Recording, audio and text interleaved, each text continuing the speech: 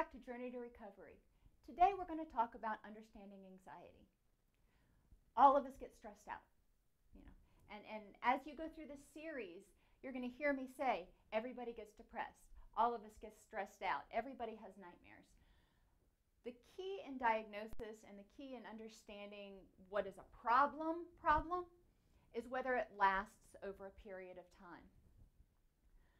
People who are depressed, we all have depressed days. If it lasts 2 weeks or more, it becomes potentially a problem.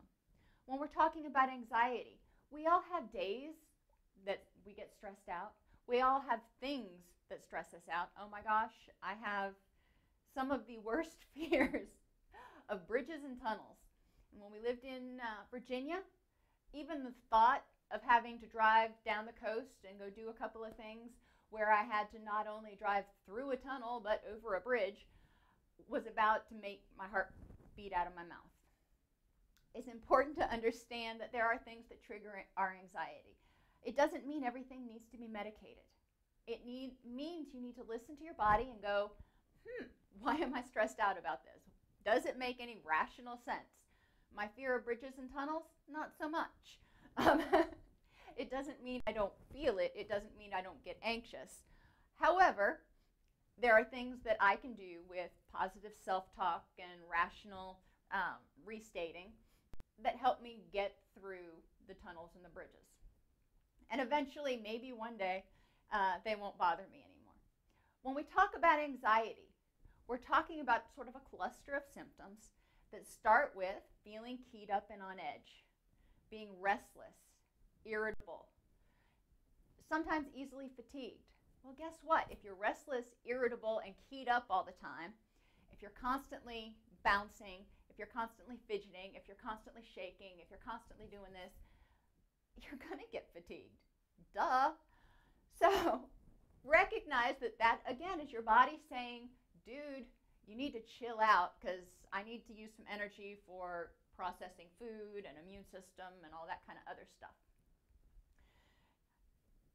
Yeah, my body talks to me, I guess. So we want to look at the symptoms of anxiety. Like I've said in the other videos, not everybody will have all of the symptoms. One of the common symptoms is the inability to catch your breath. Your mind starts racing, you start thinking about something, you start obsessing about something, and before you know it, it's hard to catch your breath. Your heart may feel like it's beating out of your chest, but your legs aren't moving. So your brain's going, heart's beating, got this fear response going on, but you're not doing anything. Your mind is trying to sort of rectify this disconnect. One of the things that works really well for a lot of the patients that I work with, and for me, when you start feeling anxious, get up and move around. That way your body says, oh, the heart's beating because the legs are moving, not because you're dwelling on something. Does that make anxiety go away? No. That just helps you catch your breath for the moment.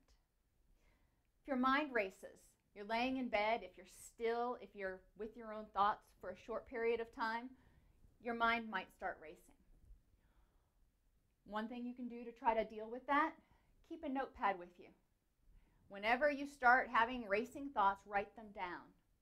Racing thoughts is often your mind saying, don't forget this, don't forget this, don't forget this, don't forget this. Well, if you don't do anything to ensure you don't forget it, then your mind is going to feel like it's got to nag you. Write it down to get it out of your head. Sometimes it's not a list of things. Sometimes it's a memory. Write it down. Write a journal entry. And I am the last person in the world to journal. However, occasionally it does help because it gets it out. If you're not a journaler, find somebody to talk to. If you can talk to a friend and just go, I just need to dump for a minute, and they're willing to listen, that's great. Likely you don't need them to do anything to fix it, you just need to kind of get it out. So anxiety causes problems with sleep because you're agitated, you're restless, you can't sleep, your mind's racing. which makes you more tired, which makes it harder to deal with life, which makes you more anxious. See where we're going with this? Irritability.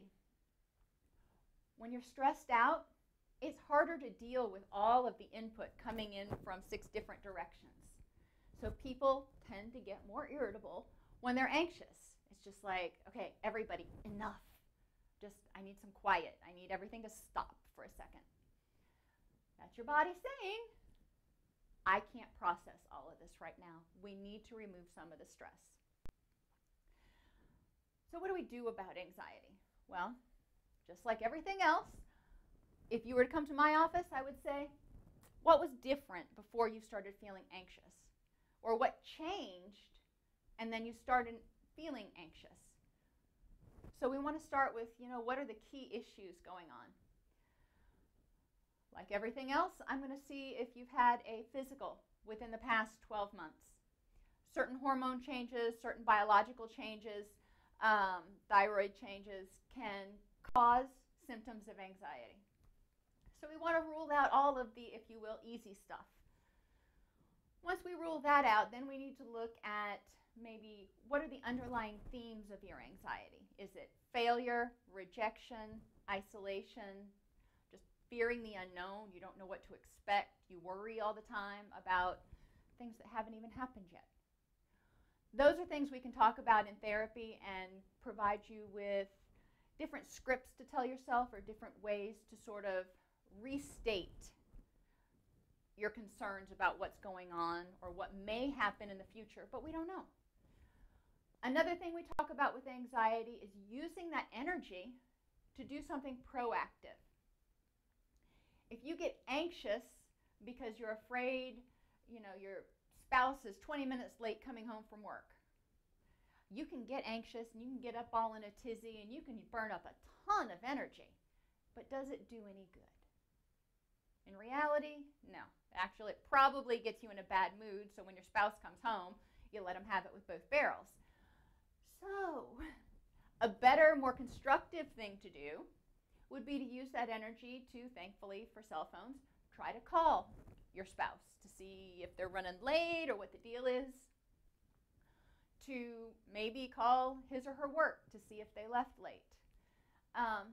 If we're only dealing with 20 minutes, the other thing is to be rational and say, could have been traffic, could have been a whole variety of things. Maybe my spouse needed to stop and get gas and got, waylaid talking to somebody. So we also need to check our own assumptions and see if we're sort of making mountains out of molehills. Is this something to be stressed out about? And like most everything else, there is medication available. You can talk to your doctor.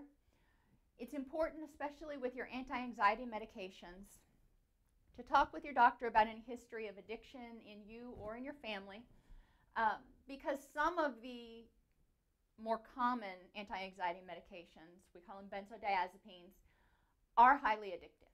So it's important to make sure that you go into it understanding the risks associated. There are also medications that are typically considered antidepressants that have a lot of anti-anxiety properties. Part of the reason is because anxiety and depression often occur together, and they have relationships with the neurochemistry, so what works for one likely will work for the other one. That's generally a better choice to start out with, something like an SSRI, a selective serotonin reuptake inhibitor, or Boost Bar, because they're less addictive. And even if you don't have a history of addiction in yourself or in your family, if you can start low, and we say start low and go slow, start with the least dangerous or least problematic medication, and if that doesn't work, step up gradually to find something that works for you. Ultimately, most people find that a combination of medication, healthy living, and addressing some of those not so rational thought patterns can greatly help reduce anxiety. Thank you for tuning in today, and I will see you in the future.